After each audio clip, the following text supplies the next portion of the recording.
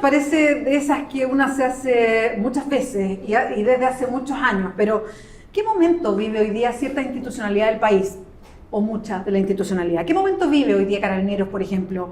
O el mismo Ejército, después de las últimas declaraciones que conocimos del comandante en jefe, donde no solamente reconocía que había un negocio narco dentro del Ejército y del que nadie más sabía, sino que además en un momento dice que hay que defender el sistema de pensiones distinto que tienen las Fuerzas Armadas, el Ejército en particular, con dientes y muelas.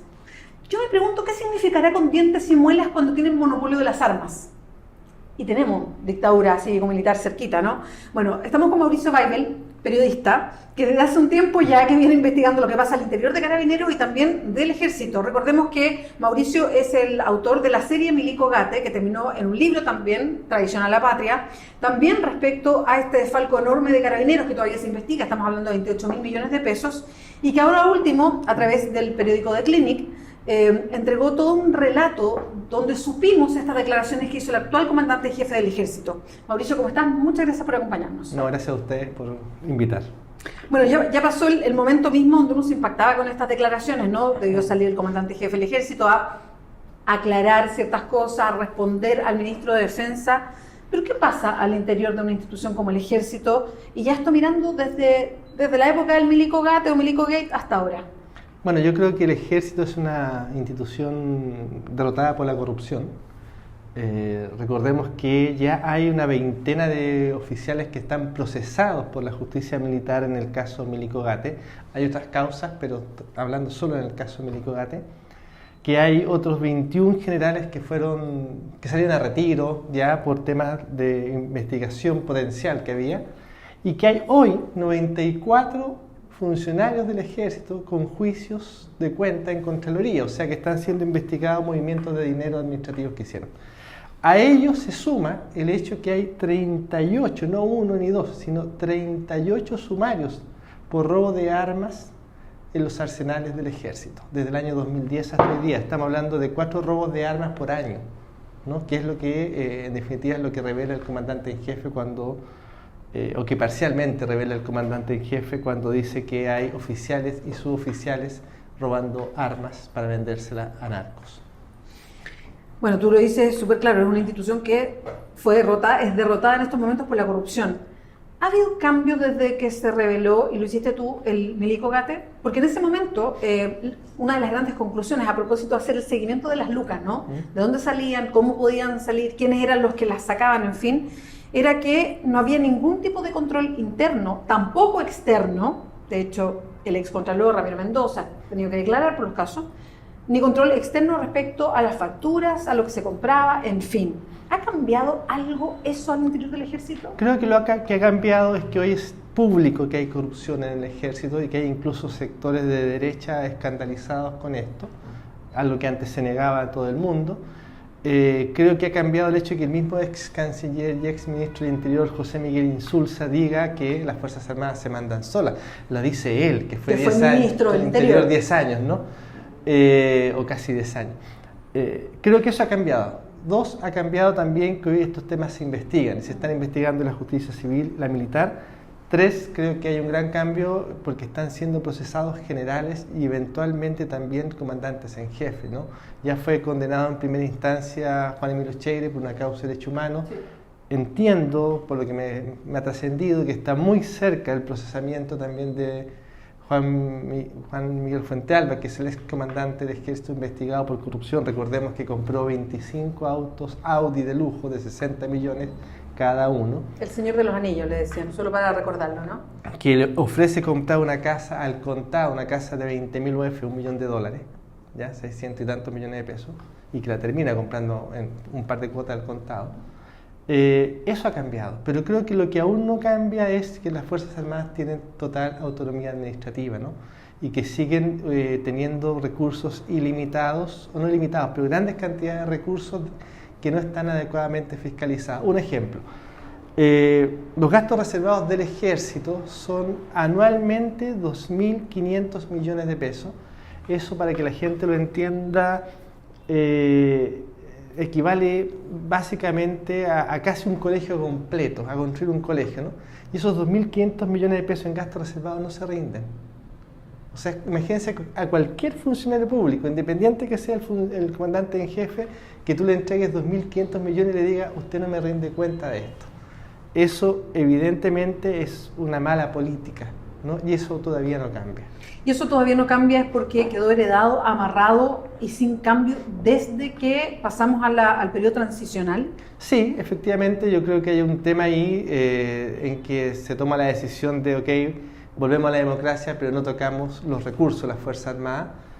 Hay un caso emblemático, ¿no? Cuando se produce el famoso, los Pinochet, que se llamaban, que eran ventas de armas, ventas, digamos, desde la familia Pinochet al ejército, sí, claro, en forma fraudulenta, y que el propio presidente Frei decide que no se persevere en la investigación por razones de Estado, que no es más que decir para evitar otro golpe, ¿no? Pero ha pasado mucha agua desde entonces, han pasado casi 2 décadas, 20 años, y creo que ya no se sostiene, ¿no?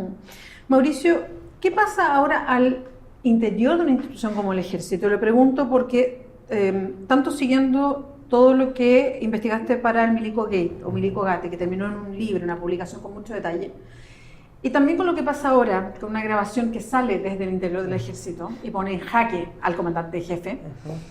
¿Qué pasa al interior de la institución? Porque claramente hay gente que ve esto y que o no le parece, o no sé, lo voy a poner en todas las dimensiones, digamos, o no está en el negocio, o lo que sea, pero ¿qué ha provocado esto al interior como para que gente empiece a decir, miren, está pasando esto, y a entregar, o sea, a sacar información que en otras circunstancias hubiese estado muy encapsulada? Bueno, yo la verdad es que voy a decir algo así como tesis, ¿no? Yo creo que son muchas las tesis de por qué se filtra este audio. A mí me cuesta creer que alguien crea que si le cuento una historia a 1000 personas eso va a ser un secreto. Yo tiendo a pensar que de alguna forma el comandante en jefe quería que esto se filtrara, ¿ya? Dos, descontado eso, creo que efectivamente dentro del ejército hay molestias, ¿no? Hay molestia, hay muchos oficiales y suboficiales molestos con la corrupción, porque aclaremos, no todos son parte de la corrupción, ¿ya? Hay gente que está también molesta con los privilegios. Por ejemplo, hay algunos oficiales que tienen pensiones de hasta 7 millones. ¿Tú te imaginas lo que es una pensión de 7 millones al mes? Son casi 100 millones al año en pensión. Entonces, claro, acá se produjo un desmadre, ¿no? Todo esto es por información, por transparencia, de Capredena. Entonces acá se produjo un desmadre que yo imagino que hay muchos oficiales y suboficiales que no están de acuerdo con eso. Y que algunos han tenido que incluso irse del ejército cuando han denunciado esta situación, ¿no? Entonces creo que ahí hay un problema que no deja de ser grave. Y Mauricio, también mirando ya más globalmente y después de la experiencia que has tenido con toda esta información, hay posibilidad de posibilidad sí, pero ¿hay alguien dispuesto a ponerle el cascabel al gato? O sea, por ejemplo, este gobierno que ha tenido que estar permanentemente dando la cara de alguna manera por lo que pasa en la institución, sin tener capacidad alguna de control en la institución, o sea, eso ha quedado yo creo bastante claro, pero hay posibilidades, o sea, ¿cuánto falta todavía para que el poder civil se ubique sobre el poder militar, sobre Carabineros incluso? Mira, yo creo que hay algunas medidas que son urgentes. La primera es eliminar la ley reservada del cobre y establecer un presupuesto anual, no plurianual, sino anual, sobre la compra de armas. 2, eliminar o reducir al máximo los gastos reservados y establecer mecanismos de trazabilidad. Pueden ser gastos reservados, pero se tiene que saber en qué se gastan. Sí, claro. Y 3, creo que es lo más importante, y es que quienes administren los recursos sean civiles. Porque si no son civiles, claro, llega el general y le dice al sargento, págueme esta factura. Acordémonos que el Milico Gate parte porque hay 700 facturas que no tenían el timbre de impuesto interno y que fueron pagadas igual. Y uno dice, pero ¿cómo alguien va a pagar una factura que no existe? Le pagaron igual, alguien dio la orden, ¿no? Y efectivamente había un general, Salas Curte, que dio la orden de pagar sin revisar la factura y la dio por escrito. Entonces yo creo que esa es otra arista que es muy importante. Y lo otro que yo creo que es importante es dar señales de que no tiene la oficialidad ningún margen, pero ningún margen para cometer un ilícito. Y que si lo comete, se va.